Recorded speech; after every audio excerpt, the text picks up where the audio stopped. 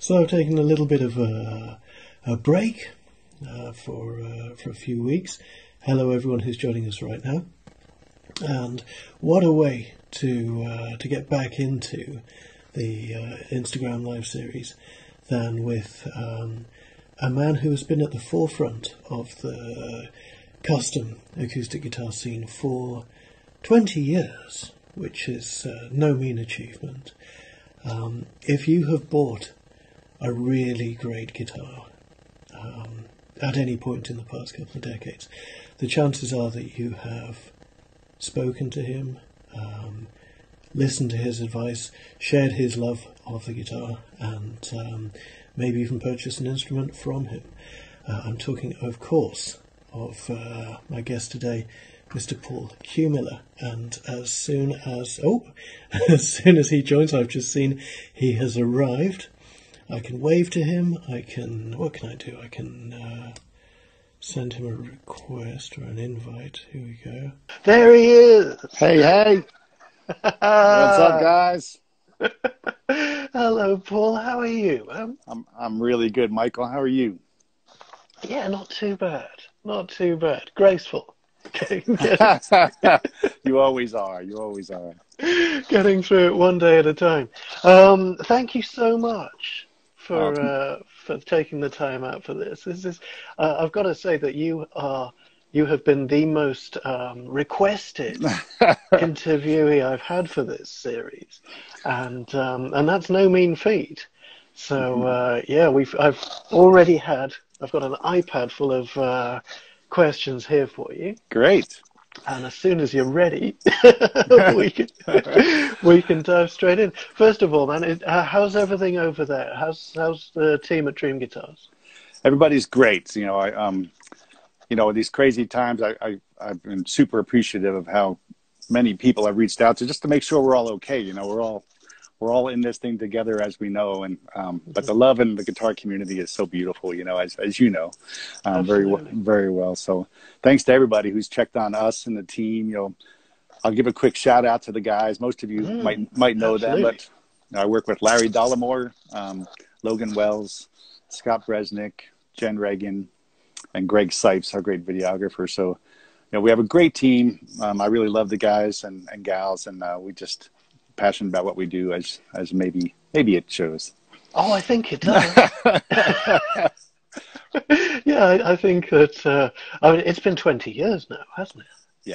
Yeah. It's kind of funny. I've occasionally joked with someone because I get requests. You know, I'm an expert in the guitar world, and you know, certainly there's experience, but it's also just, you know, you be around long enough, they start calling you an expert. You know, but I say that jokingly, but it's been a while now. Yes, it has. Tell me something, Paul. Let's go back right to the early days. How did it feel? Yeah. Because when you started, nobody was doing this. There was no center of excellence.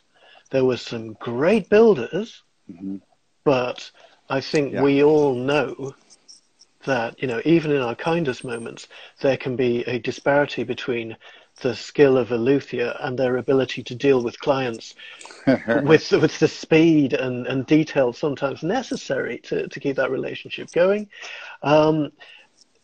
What was the spark? How did Dream Guitars start? Yeah, sure. Basically, just to give you the quick history of Paul Heumiller, you know, I started playing guitar at 10 years old. I'm one of 9 kids in a big family. I had older brothers who were pro musicians and a guitar player, a drummer, and a couple of brothers that were college DJs. So I was pummeled with music my whole life, and music was always my thing. It was my soul food. It was the way I got through life. You know, even as a young boy, I had several losses. I lost my father early. Man, that was my second father early. And so I began writing songs at 10, 11 years old, and it was just sort of, you know, a way of processing life and also just putting joy in the world and being creative. So leap forward, I played all through my teens and 20s, you know, in original bands, mostly around the Jersey Shore area, Bruce Springsteen territory, and did a lot of that trying to become a rock star. And then I tell my kids famously about the week where I only ate Haagen-Dazs ice cream because I was totally broke, but had a coupon book of ice cream. So, there was a point where I said, well, maybe, rock and roll takes a lot of luck, and maybe I ought to think about something else.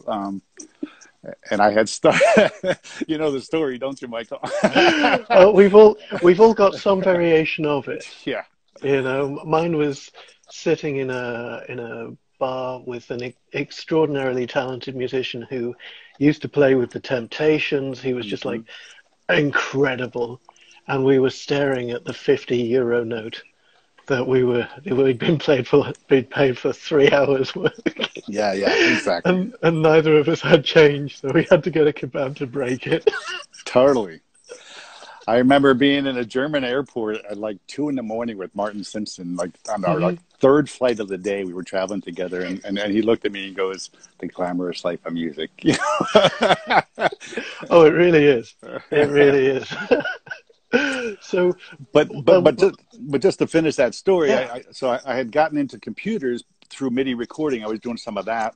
Right. So I had this epiphany that maybe I should get a real job for a moment. And I found that I was really good at computers. So I went into computer programming and spent about a decade doing that. And then found my way back to, instead of electric guitar and bands, to solo guitar. At the time I met Martin Simpson, who was a big, the big sort of inspiration to start Dream Guitars. I traveled with him some. We were teaching classes around the world, and I was assisting him, and we would stop at every luthier we could find along the way, and that sort of was my intro into these guitars. And then I just started the site one day and decided to take the big leap of faith and start my own business. And you did. It must have felt, I suppose, like one of those build it and they will come scenarios, but there was really nothing like you at the time, was there? Yeah, this was early, so we're talking about around 2000, 2001, and there wasn't anybody. What Martin said to me all those years ago was, if you're going to do it, only do the best guitars, and because we don't have that, we don't have a shop that only has the best of the best handmade, independent luthier sort of things. So that was sort of my goal. And we sort of a perfect storm too, because if you remember, like right about when I started it, like I remember the first few ones I sold, someone would not give you their credit card number. And now it's like we do it all day long, right? It's tattooed on our forehead.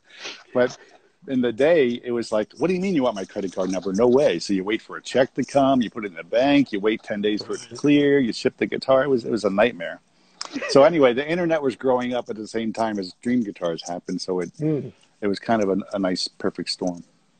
Oh, absolutely. I mean, watching you guys, I can freely admit now that I'm, one step removed, with not a little shade of envy. Going, those bastards! Look what they've done this week, and just going. I remember seeing the MP3 archive that you assembled back in 2000, which was ridiculous. No one was doing that. And then just as at that time I'd started a career as a dealer, and so I'd started recording MP3s and all this sort of stuff, and it was enough of a headache to really start to wonder what I was doing. And then the next week you guys were doing videos. I was like, oh great. Yeah And now we're talking about TikTok. Well, exactly, yeah.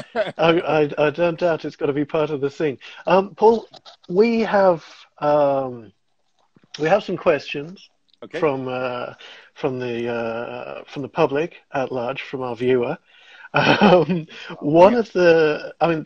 This kicks off with kind of the heart of the entire custom guitar scene. I think there's some mileage here. I might be entirely wrong. You might just get rid of it in 30 seconds. This is from Gianfranco out in Italy. Hey, Gianfranco. Yeah, lovely man. First of all, let me acknowledge to both of you that you continue to be a source of inspiration for me through the things that you've accomplished at large. Well, that's very kind, Gianfranco. Here's my question.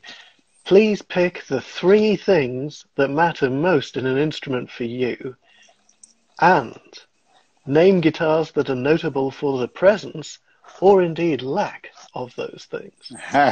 Ooh. You're right. This could be an hour long. No, just We may have to chop this up into installments. 3 things, Paul. yeah. What would you say? The first one's super easy. It's inspiration. I have this conversation all the time. You know, there's so many elements to an instrument, as everyone out there knows. Mm-hmm. But the bottom line for me, you know, the reason I started Dream Guitars was I had gotten my first great guitar, and I could not walk by it without picking up and playing. And my playing went through the roof. My creativity went through the roof. My joy went through the roof. So that's what it's about. End of story for me. So that's almost the only one that matters to me. And I'm being serious. But I know you want a better answer, Gianfranco, so I'm here for you. As someone who's not only played thousands of guitars, but watched people in the shop play thousands of guitars, I really have tried to, you know, constantly ask myself, what is that person looking for? And I've also been around a lot of pros and seen how they evaluate guitars, which is sometimes very different, absolutely, than an amateur. And I think I've decided most recently, in the past year, I've started to think that the number one thing is energy. And by that, I mean, what's the feel of the instrument in your arms? Almost before sound. Now, this is going to sound counterintuitive, but if the guitar is dead and doesn't move in your arms, I think people don't feel a connection. So if there's some vibration, some energy, you know, one of the reasons we all love old Martins is they're so dry, they want to bounce off your lap, you know. Exactly. So some kind of energy that gives you a connection, a feeling, this thing you're holding in your arms and trying to make music. Mm-hmm. Then clearly tone. And this is where it gets very subjective, because I have people come in my shop and they love this Samaji guitar or this Trauger guitar, but they don't like this other guitar, you know, and that's very personal. And it comes from our own history, our own database of what we've heard and enjoyed, what artists we like. And then I would say beyond that, you know, there's a lot. Then you get into all the other details, right? The feel, of course, how well the guitar plays. That's a big one. If someone returns a guitar to me, it's usually because of feel. And it's not that the guitar is bad. It's just not the feel they want. The shape of the neck, the fretting, the string tension. There's a lot of intangibles there. So those would be the things I would say. As far as, you know, there really is, you know, and Michael will back me up on this. There's so many great makers right now. There's one or two. Yeah. To me, I deal with about 120 makers on a regular basis. Plus, we get in another 120 or more that just happen to come in the door. And honestly, almost any one of those 100, I would feel like I was doing somebody a really good service, helping them get one of those instruments if it was right for them. So I take it case by case. What I can tell you is, you know, some personal favorites, and that's just personal because of the music I play and the way I play. I have one here. This is my Jordan McConnell guitar, which some of you may have seen before. Very beautiful. Jordan McConnell. I still haven't played one of Jordan's. Oh my God! I'll send you just to play. Would you? That would be very kind. $1,000. Just kidding. Oh, we got Joel Michaud on the line saying hello. Oh, hey Joel, my brother. Good to see you, buddy. Absolutely. So yeah, obviously Jordan's his work really speaks to you. Yep. And the reason is I think it's very complete. It has everything we just talked about. I'm also, there really are so many. I hate to name just 3, but let me suggest something to you. I mean, I had the last chat that I had of this nature was with your colleague, the mighty Mr. Al Petaway. Mr. Al. He suggested that people in our rarefied position might have become jaded by the guitars that we come into contact with. Yes. How would you rebut that? I don't feel like I'm jaded at all, actually. I feel like for me, it's all more wisdom. And it takes, you know, obviously it affects the next decision I make the next week, the next year. I'm always refining what I feel a great instrument is. But it hasn't changed a lot in a while because I think I've gotten to the essence of it, you know, an understanding of it. Al and I have had that conversation a lot. We so often get in these just mind-blowing guitars. Almost everything we have on the site right now, I would own for the rest of my life and be totally happy. And yeah, that's the career instruments. Yeah, for sure. And Al and I would always say that. And so every once in a while, like, we'll get an instrument that is, subpar, which is they're not, but just because of where we're coming from. And we would just say, like, man, 10 years ago we would have killed for this guitar, but now we want this guitar. Exactly. No, I think that's very true. Yeah. And obviously, as one goes through this journey, encountering, as I have, I'm sure you have too, milestone instruments, how do you feel that your tastes have changed, if at all? Sure. I think drastically, and then also slowly, because I've been doing it so long. So initially it was drastically, right? Of course. But I think for me, having the chance to play, like some of the, this things that actually melt your heart. Like I've had people cry in my shop, straight up, just well up and cry because they play a guitar. And these are people who, have been playing guitar for 30 years, and then they play one that they never thought could be that expressive. Exactly. And that's the juice. And that's what it's all about. Yeah. And I've had that experience, many times in my own life, and I own those guitars. I have a small, I have a small collection, but every one of them makes me feel that way. And I'm a songwriter first. I should say that too. So exactly, I look for an instrument that has songs in it, as David Wilcox would say. David played my Meccano last summer, and he just looked at me and goes, "This has songs in it," and it's that kind of thing. Absolutely. And has this discernment, let's put it this way, what form has it taken? Has it steered you towards different body shapes, different wood combinations? Oh, great. No. No. I like them exactly as I used to. No. It's changed what I like. But here's what I tell everybody. I had this conversation yesterday, and I have it quite often. Is I take every instrument on its own. Like I constantly, as a dealer, I get the questions. What is high glue like? What is this wood like? What is that wood like? And I love those conversations. I can geek out all day long. But in the end, I could pick up a guitar with all those qualities, another guitar with none of those qualities, and I might love them both. Exactly. So I pick up every guitar that comes in the shop. I play every single guitar, and I either keep it. No, I'm just kidding. I can't keep them all. No, really. Either my heart goes pitter patter, and I'm in love, or I think this is a fabulous guitar. I often think of these 20 people I know. Like, man, I need to let them know about this guitar. Yeah, absolutely. But I can certainly hear the qualities of the different woods, the different body shapes.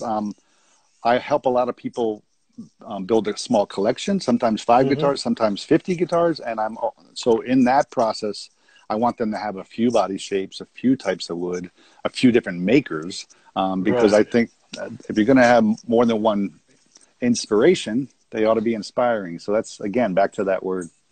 Absolutely. Well, I'm sure that your experience, much like mine, has been in learning about one's own taste. You're then able to advise somebody else, perhaps with even greater clarity, because you can see where someone might be struggling or what they might find inspirational.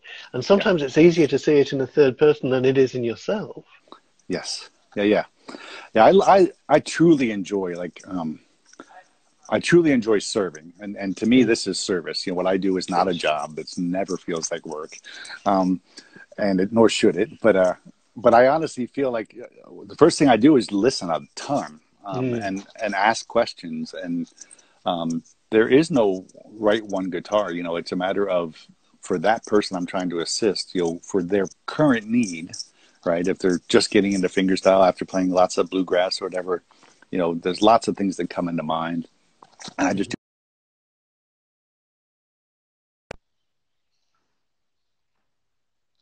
analytical things I've done for myself to help get inside their head and then get them to an instrument. I try to think of myself as a guitar Sherpa. I sort of lead you to a couple that might work.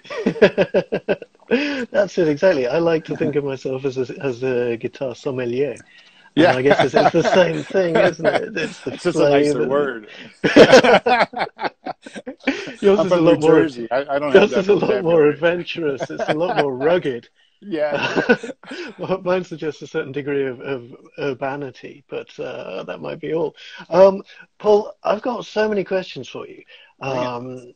The big one at the moment, because obviously the acoustic guitar is it's seen trends, hasn't it? And we can all think back to, let's say, 2004 and the great SJ in African Blackwood and Sinker Redwood with Ecoa bindings and a Florentine cutaway Yeah. thing that everybody had at that point. I've got a question here. It's very simple. What's in fashion at the moment? Yeah, very cool. Um, I also get that question a lot, of course, and a lot of builders. The other thing I like to do is be available to builders who are either just starting out or have been building a long time but want to know more about what's the pulse is in the business, right? So, and right now, I would say it's never one thing in my mind, but I definitely think sort of OM to SJ, like those mid-size or slightly bigger, because a lot of what we do is fingerstyle guitars at Dream Guitars. We certainly do flat picking guitars like crazy, but I would definitely have to say the bulk of what we do is fingerstyle. Oh, absolutely. So a lot of modern players want a very clear sound with lots of separation, like an OM, but some want just a little bit more bass, especially if they're playing in low tunings and things. So grand concerts, auditoriums, SJs, definitely. That's sort of the general thing. Brazilian rosewood is still number one in my world. That's what most people are looking for because of its just, proven hundreds of years of popularity because of its sound. But all the other rosewoods are certainly very popular. And these days we're getting into some of the sustainable woods too, like wenge and such, which have a very rich sound. Yes, don't they? Yeah. So there's a lot of different woods coming around, and I take them all. I take them all one at a time and just play them. Yeah, I think it's so important. I mean, wood is, to my mind, it's only ever been a source of potential, right? So it's there, it exists, and if you have the experience and the skill and also the natural how can I put it, intuition that you get with the material, you can if you understand it, truly understand it, and then transplant that into a design that you understand and give that to a player whose touch you understand, then that's when the magic happens. But I think all too often people tend to ascribe an almost magical property to certain woods, and in the same way that a chef would have to have the very best ingredients, they could do something that would completely knock you out just with like a slice of chicken and the right salt and pepper. Sorry to any vegans watching. Well, some kale or something. It doesn't have to be chicken. Let's talk a little bit about some of the celebrity woods. Now, I've spent the day before yesterday in the studio. I've now set up a little space at home to do YouTube videos, and my last offering was a bit of a treatise on Redwood. It was kind of generic. I didn't go into Sinker Redwood. I didn't really look at Tunnel 13 or the Lucky Strike or anything like that. It was just more sort of general kind of thing. What are your thoughts on this one? Yeah, I like Redwood a lot. I over the years, again, some of the flame stuff I try to shy away from. The really curly. Yeah, only because I've seen it belly up. So there's some potentially structural problems with some of that. But the nice straight stuff and sinker stuff and the Tunnel 13 stuff to me is great. It's strong. I've seen it last, and it sounds beautiful. It's got a beautiful darkness and richness to it, and a clarity that I really like. People who tend to like cedar tend to really like Redwood as well. And I also like it. Yeah, and I also like it paired with some of the harder woods. Like I love redwood with koa. It's one of the things. That's one of the woods I think really works well with koa. And it's just, it's another great wood in the arsenal, and certainly so pretty. I still remember to this day, Bill Tippin one time had a striped sinker redwood top on it was either ebony or zircote, some sort of really dark black back, and it was so beautiful. Was it African Blackwood? Did he have it in Montreal? That's what it was. You're right. Oh man, yeah, I remember that. That was it was a crescendo, wasn't it? I think you're right. And it was just like a mirror on Yes. the back. Yeah. His finish work is off the charts. It is. No, I lost my mind over that guitar as well. Okay, so that's Redwood, I believe, taken care of. Anybody who wants to hear my thoughts in more depth can visit my YouTube channel. Yeah. Here's a thought. Celebrity woods. Let's go for the big one, Paul. The tree. Talk to me about your thoughts on the tree. Sure. The tree wood to me is really special. I actually had the last few days. I just sold a guitar to a gentleman who was one of the people who was responsible for buying a bunch of that wood 35 years ago. He introduced himself to me as the guy who got a bunch of the tree wood and is the one selling it to many of the makers for the last 35 years. So it's a good timely question, because he and I were talking about the wood as well. And he's the man, he's the source, right? So absolutely. What I think about it is I think it's completely beautiful. I mean, come on, it's one of the prettiest pieces of wood on the planet, especially when you get the good stuff with the tortoise shell.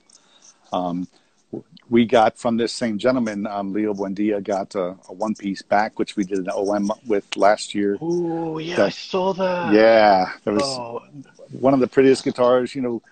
There's certain woods that I think are going to go down in history as just making these incredible museum quality, beautiful pieces. And by the way, they sound amazing. So yeah, exactly.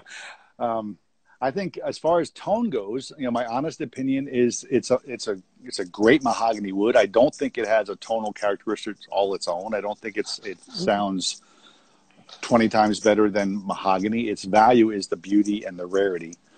So that's just an honest statement, but it sounds great. And I love it. I think I don't know. I don't think it's entirely cynical to say this, but I think if you're a luthier who is using a set of wood that may have cost you something in the region of $5,000, you may put a little bit more thought. You certainly won't do the binding on a Monday morning. Exactly. So I know that a lot of guitars in the tree are often a sort of presentation piece.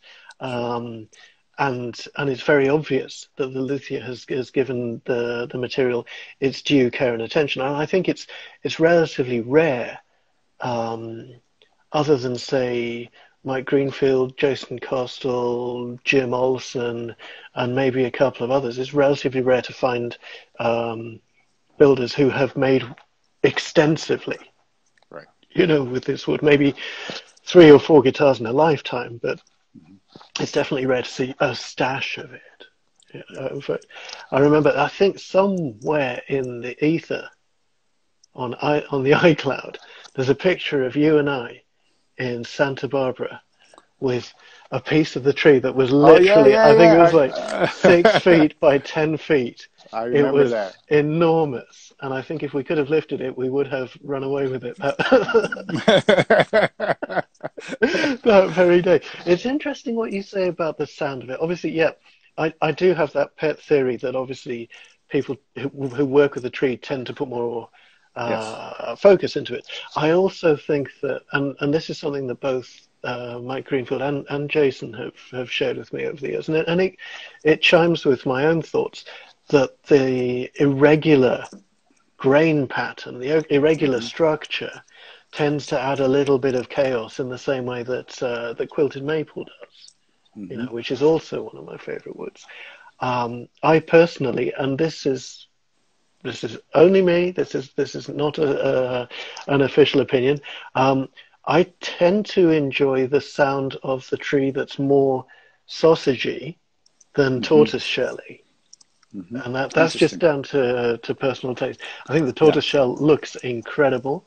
Yeah. I've played guitars with the full Tortoise Shell by Mike and Leo that have, you're absolutely right. It's one of those things where you go, yeah, this could ruin me. Take it away. Yep. It's too much to handle. We talked about Brazilian rosewood. You covered that very elegantly. There's one wood that divides opinion, perhaps more than any other. We've mentioned it already. It's one of my favorites, maple. Yeah, maple, maple, and even koa. I think both. I have a lot of clients come to me with reservations about those woods. I think they have preconceived notions of what those woods are. They're also not. They're just not as. Well, I'll just stick to maple since that was your question. It's I personally like maple a lot. I also advise a lot of builders, especially builders starting out, to not use it too much because I just tell you straight up as a business, it's hard to sell. It's hard to sell for the prices of the other woods. So it just doesn't have the value in the hearts of players where they're going to pay the same as they would for some of these other woods we're talking about. So, and it takes a while to sell them, I think, because of these preconceived notions. All that being said, this is get back to the one of the first questions you asked me about what makes a great guitar, and particularly in the last 10 years, I have played some maple guitars that have blown my mind, and so has Al Petaway. Al Petaway loves maple because I think makers figure out how to top to match the back. Yeah, that's the whole deal. I think you can make almost any back sound great if you voice the top accordingly. Sapelli, for instance, Sapelli's supposed to, builders all tell me it taps like cardboard. It doesn't have a lot of resonance, but I played Sapelli guitars that'll blow your head off. So exactly, it's because they're voicing the top, choosing the top properly, voicing it properly to go with that back. And maple, I've seen that a ton. John Slobod builds killer maple guitars, doesn't he? And so many others I've heard. Dion, we work with Dion a bunch, and he builds a beautiful maple guitar that has incredible clarity and just spaciousness. I truly like all woods. I mean, I have no favorites. I pick up every guitar and I play it. Well, that makes perfect sense. I mean, to my ears, and there's a reason why the violin family is made out of maple. It's not that it sucks as a tone wood. I think it's very important to point that out. And there has been quite a bit of maple lovingly glued onto the front of Les Pauls since the 1950s as well, which arguably might add a little frisson of top end there. I think a lot of the issue comes down to, and Andy Powers actually said as much himself, that if you build a guitar to the numbers or close to the numbers with maple in the same way that you'd approach rosewood or mahogany, then the results just aren't going to be there. We've seen that in, like, I guess the most egregious examples would be like the Taylor 6 series back in the 90s, which looked amazing, sounded appalling, and there's a lot of that thing where guitars look amazing and sound dreadful? Like, I've never experienced that, Michael. I'm going to be quite controversial here, but that's okay. Like J200s sometimes don't make much noise. That's because the bridge plates are like this. Exactly. And there's got that hollow bit, and you're left there going, this is a huge guitar. And it projects to about here, to like about as far as my belt buckle. What's going on? Yeah, absolutely right. I mean, the thing is, when having been slightly disparaging about production guitars in the past, this is me, not you. When you do bump into a good one, and it really can twist you a little bit. Like I've played some incredible Gibsons recently that my for want of a better word, my luthier built guitar snob head was like, no, this isn't going to work. And I picked it up. I was like, oh no, we're going to have to reassess. And it's nice to be surprised, isn't it? Here. You know, it's nice to have that. Oh yeah, okay. And especially when something that you may have just sort of put aside because you thought you knew it all, when it comes and shows you something new, there's something sweet about that, isn't there? Yeah, I lost that know-it-all thing so long ago because I'm constantly surprised, you know, so often, and just go to some of the great shows that you and I get to go to, and you know, and will again. It's very important. Yeah, yes. Thank I will you. see you there. We'll see you all there. Yeah. I look forward to it. We've got a question here from Michelle. Okay. Michelle Aboudib. I hope I pronounced that right. I believe Michelle actually got in touch with me over my own website a couple of days ago. Thank you so much for your email. It was lovely to hear from you. Michelle is he's starting out, from what I understand here. And I had a quick look on his website. He's making classical style and steel string guitars as well. His question, and you know, feel free to get expansive on this because, you know, I know you've got a lot of experience. What's your advice for a beginning guitar maker? Cool. And also, it's a two-parter, but let's concentrate on the first one. Is it common that luthiers buy luthiers guitars? Ah, okay.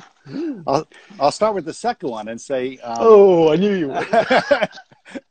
Say kind of.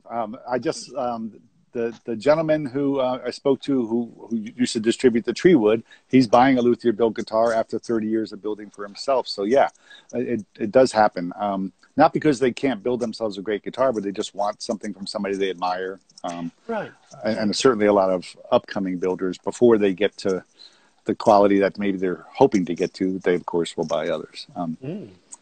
But my advice for younger or newer builders, you know, a lot of people start building in their 50s and 60s. So I always say young, but I just mean newer to the field. I have a couple of real thoughts that I've come up with over the years. One is I see a lot of young or new luthiers. There I go again. I see a lot of new luthiers building with every sexy wood on the planet. They're buying every species there is, and their first 10 guitars are completely different woods. And to me, I just don't see the logic in that. I would love to see a builder build their first 20 guitars out of Indian rosewood and Sitka spruce or something, some combination, and figure out what you're doing. You know, really nail the tone and play with the bracing and take out some of those other variables. If you change every variable, of course, you know, you're just kind of guessing. And I really think the great makers, Irvin Samaji told me once, he doesn't even remember this, but he told me once, you know, the first 50 guitars, you're just gluing wood together. And it's kind of true. It may not be 50. That might not be the number. A lot of people come to guitar building from other woodworking skills, so they have great skills. And then they just have to learn the tone piece, which is white magic to me. But I really think limit the variables. Get really down to the juice. Study with somebody amazing, however you can, whether it's to go to, you know, Gallup school or apprentice with someone. You know, try to learn from the best. And if short of all that, just talk to everybody in the community. Because as you know, Michael, this community is very open. I've heard so many great stories of builders getting advice from other builders while they were coming up. Send me guitars. People send me guitars all the time just for feedback. I'm happy to do it. And just the other thing I'd like to say is don't just build a guitar. Build inspirational, amazing guitars. Don't build another one that's already out there. Don't build...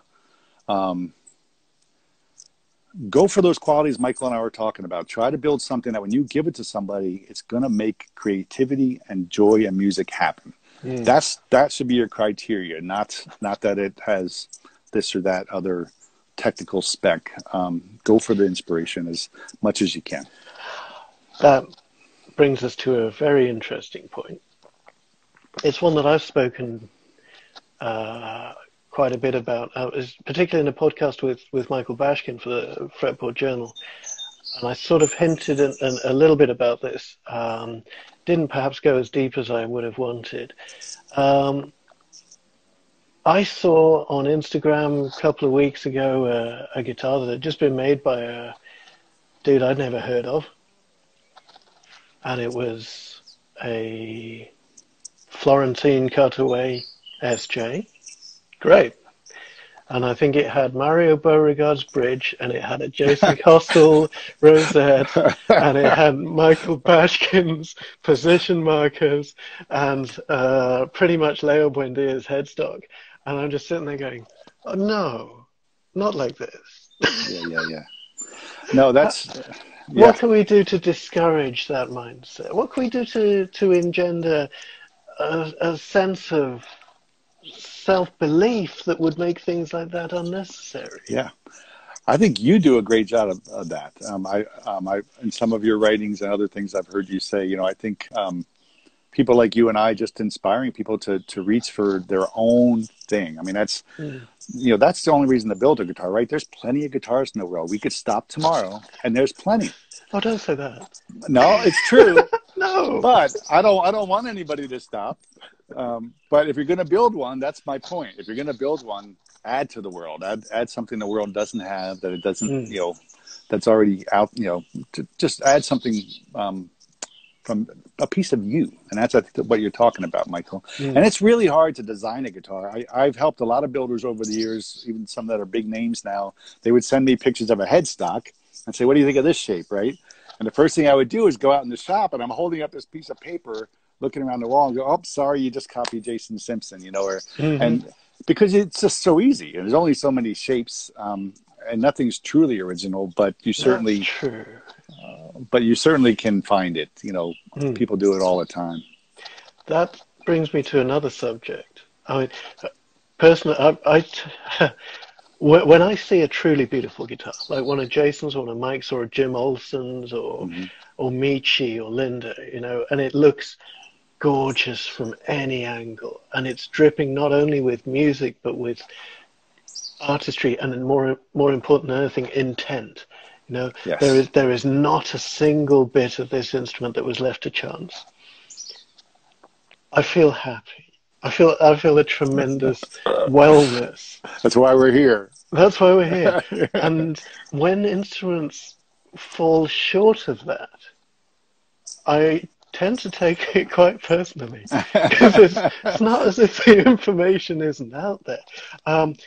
For me, it's my way of thinking is that a Lucio built instrument has certain signifiers that take it away out of the factory and onto the bench. Okay, so you've got your bridge shape, you've got your rosette, you've got the label, and you've got your headstock, right? And there may be other things. There may be position markers. There may be some sort of particularly elaborate inlay that you can call your own, or there's a particularly beautiful bevel or something. And yet sometimes these are aesthetic near misses. It's almost there. And seeing it being almost there is actually worse than if they hadn't tried at all. But, you have to encourage that kind of development mindset. What I'm getting to is that my pet, I don't want to say hate, but something that's guaranteed to leave me wanting to lie down in a dark room is a bad headstock, and you know it when you've seen it. What would your equivalent of that be? I do a lot of critiquing of guitars that are that I'm not bringing in for sale. I'm just helping a luthier get some ideas. And just to back up a little bit from it's the same thing you're saying, but from a bigger picture, is like often when someone comes to the shop and gives me a guitar to critique or mails it to me, whatever, first thing I do is go hang it on the wall. Exactly. Next to Traugott, next to Samaji, next to Bill Tippin, next to Jordan McConnell. And I just I act like I'm just in the shop casually looking, and pop, I can see, okay, that's a water-based finish. It's really white. I can see that. Okay, that might be a fine choice. But like you're saying, I might see the headstock is really short compared to everybody else. I hate too that. wide. It's an arch headstock on a flat top. The bridge might look really bulky. A lot of young, really thick like that. newer makers, and and they're worried about structure. I get that. Of course. This is what those first 20 guitars are, right? You keep trying. So Exactly. I never, and I'm very happy to give honest critique about that in a loving way and just say, look, compared to some of these other great makers, here's some things I noticed, and I'll just give them the list. And sometimes I'm absolutely blown away and surprised that they nailed it all. But what they're missing is the treble strings sound really thin because they don't have the inside, and that's the hardest stuff, right? Like once you get the headstock and the bridge, that's all to me easy, right? I can't do any of it, but it's easy compared to the White Magic inside, Exactly. Like Michael Green. I was just going to say, like Michael Greenfield, like one of my personal things I look for in a guitar is treble strings that are fat and juicy and a little bit more like a clarinet than a trumpet, right. And Michael, told me that that's the hardest thing to do. Like the bass is pretty easy, but it's those treble notes that are really kind of hard to get. Exactly.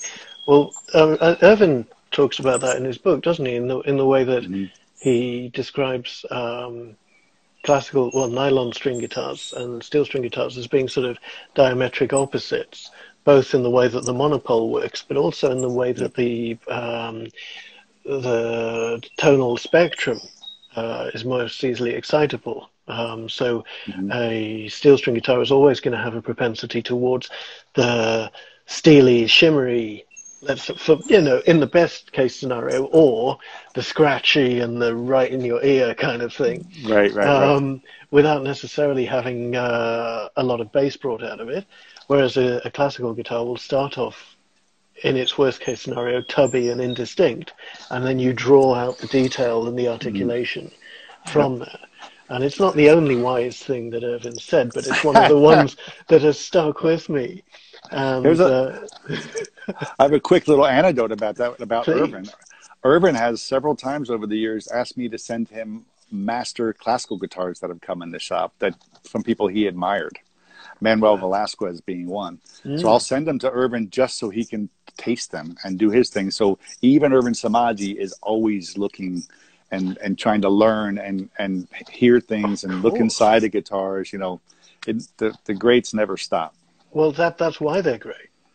Totally. And I think Irvin is who he is because of that inquisitive nature. He's got this incredible curiosity for life. Yeah, he does. He's in it for the details. He's in it for the details, non-stop. Paul, there's one last thing I'd like to talk about. Sure. It's something that's been on my mind recently, simply because a couple of people have got in touch asking for my opinion. And I thought I'd bounce it off you and see what happens. Sure. Fan frets. Yeah, cool. What are your thoughts? Yeah. I'm. Most people know I'm a fan of them, pun intended. I see what you did there, and I like it. Very deft. Here's the deal about fan fret. First of all, there's no negative. There's no reason not to enjoy it. But they're also not totally necessary for everyone either. But let me tell you my thoughts on them. One is, year after year, one of my favorite things to do in a shop is hand someone a fan fret without telling them. And unless they're drastically fanned, by that I mean like 2 inches, right. no one even feels it. So it's a very minor feel difference for most players. So if it's a 1/2 inch or an inch, you're not going to notice a whole lot. I went to them because I feel like the intonation's a little bit better. It's not perfect still. We all know guitars are flawed in that regard, but I think the intonation's a little bit better, especially if you're playing in low tunings. I personally play in, tons of tunings. So I really need that bass string to be longer. And I don't want the top string to be really tight when I'm making everything longer. So that's where the fan fret comes. I'm doing this, but you can't see my hands. That's where the fan fret comes in. There's another thing that I have sort of discovered for myself and talked to people about as I hand them guitars. And one is this. If you just play, oops.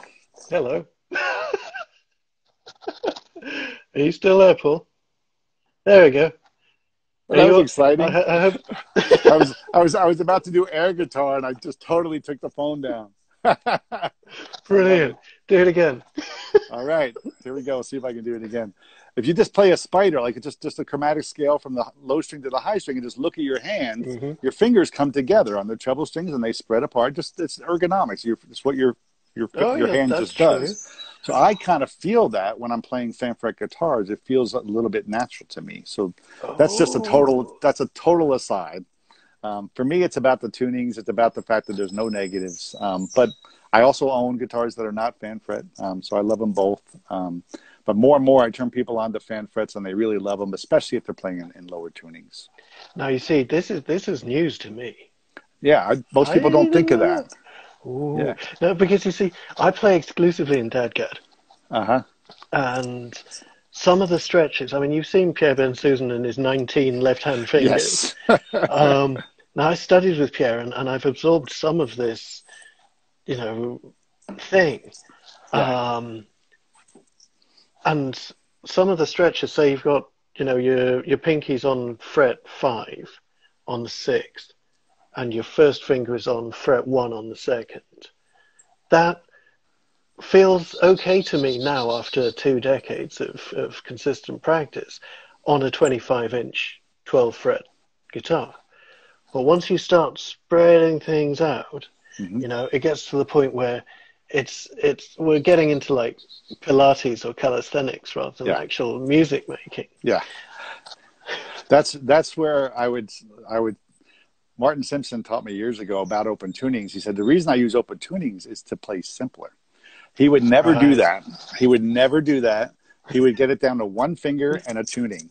And I remember I learned one of his songs once, and I was so proud to go back to him. He was mentoring me, and I went back to show him that I learned it. And I learned it in standard or drop D, I forget. And I was doing these crazy stretches. He's like, congratulations, you got the song. But I do it in DADGAD, and it's one finger, two finger, one finger, two finger. so it's all a matter of a tack. But to me, I think there's value.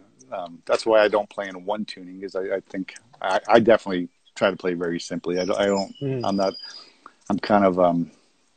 not interested in gymnastics on guitar. I want to remote. No, and me neither. And write songs. Yeah. So it's all good. But fan frets, if you have a chance to, those of you at home, if you have a chance to try a fan fret, just try it. I think you'll see what I mean about there not being any real negatives. And then it's just a matter of whether you need it or want it or not. I'm certainly not here saying everybody needs a fan fret. No, but at the same time, as a figurehead in the custom luthiery scene, you'll be familiar with the idea of the client as an individual. And someone who has individual needs, and you use the benefit of your experience and expertise to make that happen. That's kind of what we're about. Yeah, we're definitely building more and more of them, and it works really well on baritone too, which is something I'm a big champion for. Yes, it really works well there. Very definitely. I think I've tried one high-strung guitar. By that I mean it was a terts tuning, so all the way up to A, and that was a fan fret. That got a little bit silly, and I back in the day, a couple of fan fret mandolins as well, which are just ridiculous, but it beautifully made. And at this point, it's a sort of a how many angels can you get dancing on the head of a pin kind of philosophical question.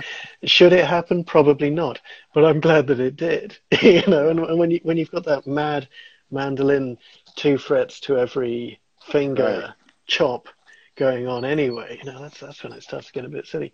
Well, listen, Paul, it's been an absolute joy. Instagram only gives us an hour, I'm afraid. No worries. So it looks like we're going to have to do this again. I'd be more than happy, and thanks to everybody who tuned in today, and I look forward to doing it again anytime, Michael. Yes, indeed. Well, thank you to everybody. Thank you in particular. Oh, Stuart Ryan's joined us. Chris Swope. Got some good lads out here. Damien Ainskov, Paul Waller. Big in the Martin department there. And thank you to everybody who's joined us today. And thank you to my guest, Mr. Paul Heumiller. Thank you, Michael Watts. Take care.